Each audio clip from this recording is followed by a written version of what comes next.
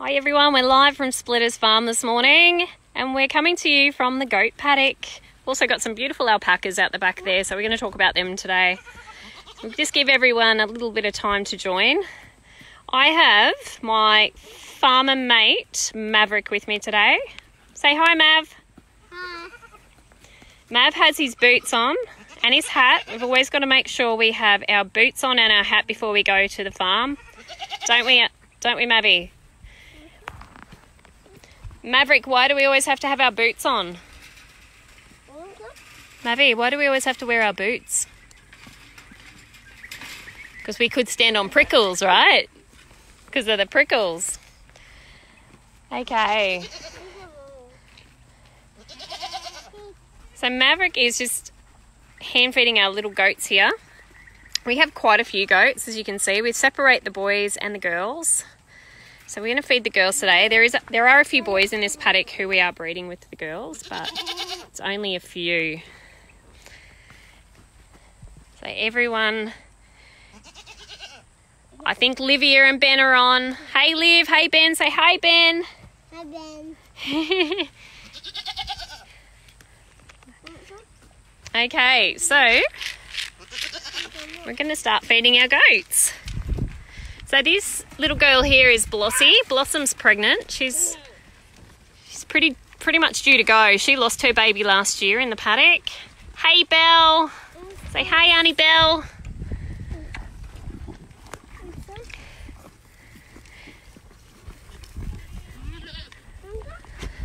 So they've got a beautiful green paddock at the moment, but this is kind of like a treat for them. So they're eating hobby mix. We've got to be really careful when we feed our animals to feed them the right food, because if you feed an animal the wrong food, they can get really sick.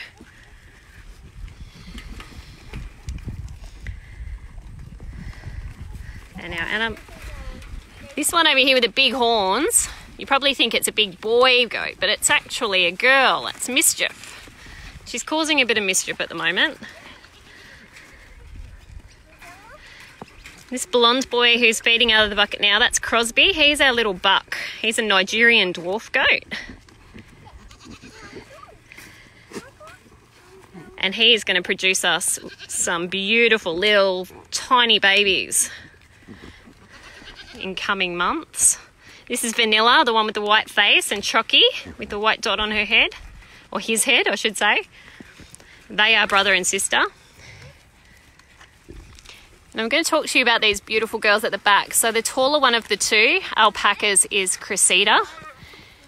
And the shorter one is Ella. And they are both pregnant.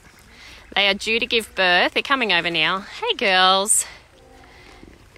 They're due to give birth. We have to actually reach over the barbed wire for this.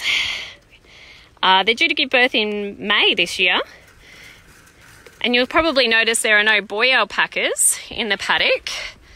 Probably wondering, how are they pregnant? But we actually brought some boy alpacas to the farm, and we let them have some alone time, and they are both pregnant now. A baby alpaca is called a cria, and a baby goat is called a kid, just like human kids. Go girls. I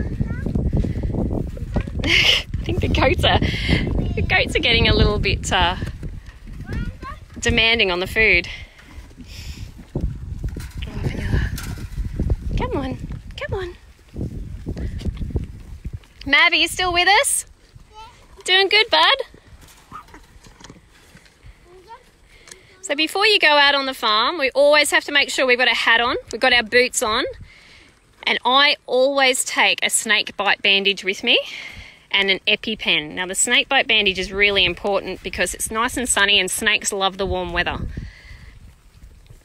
The EpiPen is for people with allergies. So does anyone at home have allergies like peanut butter? Is anyone allergic to certain things? Orange juice. Some people are allergic to pectin in orange juice. Well, my husband is allergic to bee venom.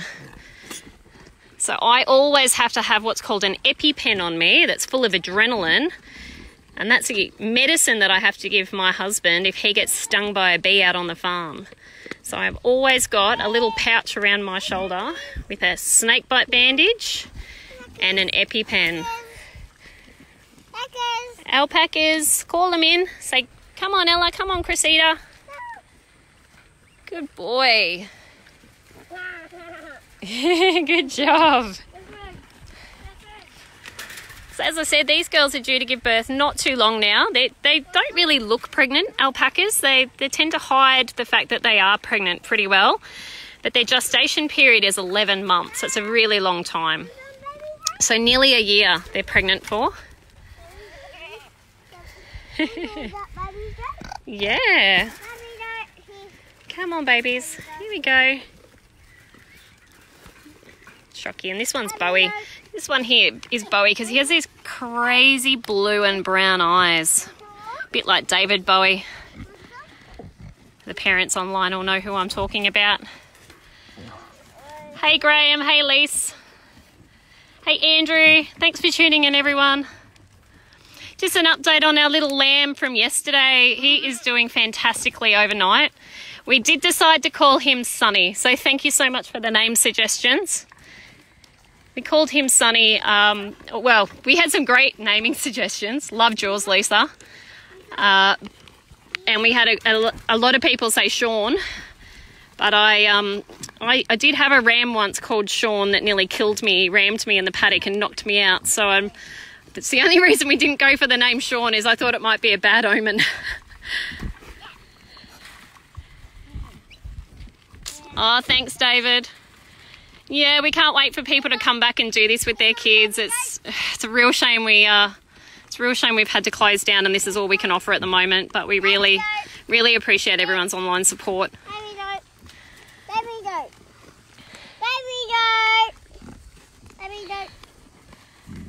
Come on, give it to him. Oh, you're trying to feed the babies. There's Korma. Say hi, Korma.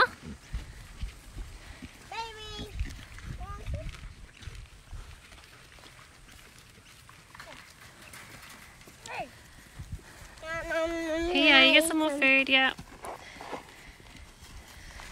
So Mischief here had 2 babies. She was the very first one to give birth at Splitter's farm in terms of the goats. She had twins last year called Giggles and Gomez. And they're in the paddock next door to us. Because they are at breeding age now, we need to separate them from mum because we don't want them breeding with mum and sisters and all sorts of things. So we've got to be really careful that we separate them. Yeah, Rebecca, alpacas tend to normally have one baby.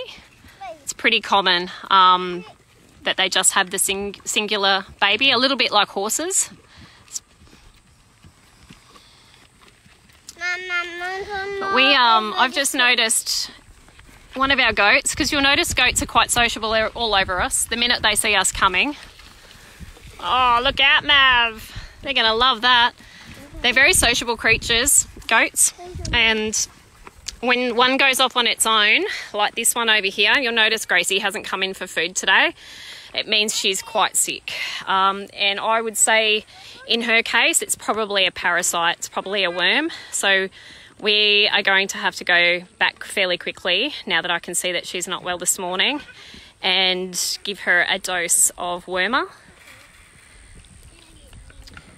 Thanks, Bindi. We can't wait for you to bring your grandchildren from Toowoomba too.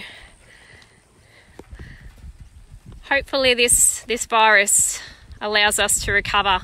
We just so everyone knows, we are trying to set up a donations page. Don't really kind of want to dwell on the negative, but I was one of the ones that lost their jobs this week, and unfortunately, because I just started a new job on the 2nd of March, I'm not eligible for the job keeper payment, which is a bit of a shame. So and then the vets sent me their bill yesterday for last week, which was $1,300.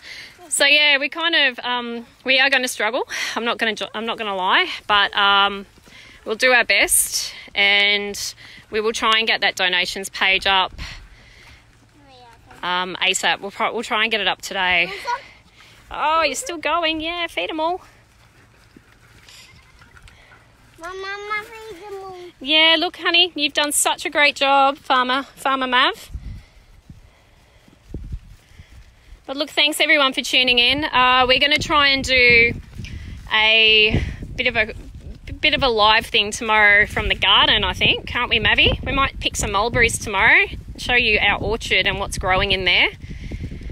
But for now, we're going to quickly run off to the tack room and get some wormer and see if we can't catch this sick little girl that's out in the paddock and give her a big dose of wormer and get rid of the, I think she probably has barber pole, which is a horrible little worm that gets into their bloodstream and eats their red blood cells and makes them anemic. They die pretty quick from it, so we don't want that happening. So we'll get her sorted in just a sec. Say bye, Mav. Bye. Say bye, everyone. Say bye, Good Start Early Learning to Calvin Street. Thanks for tuning in, everybody, from there. We know you miss Mavi. He misses you guys too. It's chaos out here. Okay, that's it from today. We'll see you tomorrow at 10 a.m.